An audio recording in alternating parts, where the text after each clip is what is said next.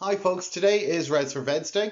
Now many of you will have no idea what that means, and the same was true for me until a couple of years ago when I met my amazing friend Evie Nevin. You see, Evie has a condition known as Ehlers-Danlos Syndrom, or EDS for short. But today is about a very specific type of EDS known as vascular EDS, hence VEDS. Vascular EDS is a life-threatening connective tissue disorder that affects all tissues, arteries and internal organs, making them extremely fragile. And it's estimated to affect 1 in approximately 90,000 people.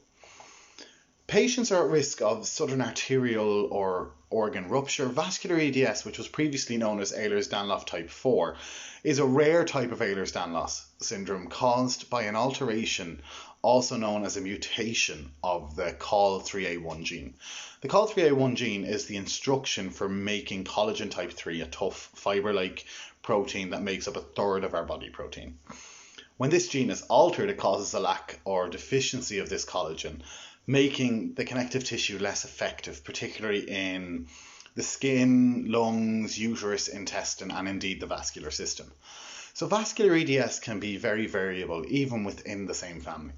It is also rare, and therefore many health professionals will not have seen somebody with this diagnosis. At present, the lifespan for affected individuals is a median age of about 51 years.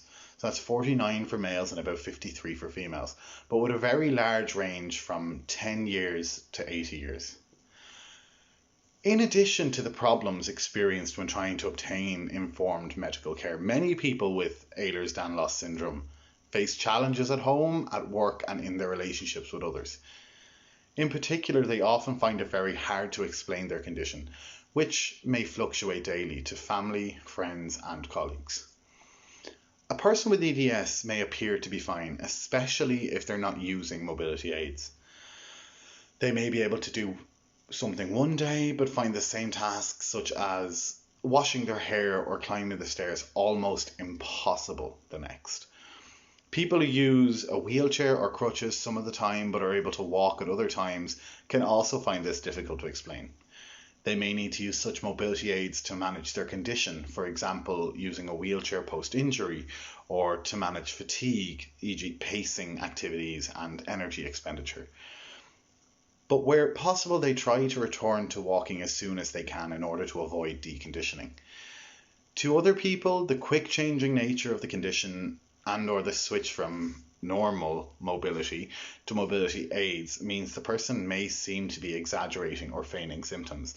And that's simply not the case. Even good friends often see a person with EDS on a good day, leading to think that this is how a person is all of the time. They often have no idea just how bad the bad days really are. It can be very difficult for a person without chronic pain to understand what it's actually like.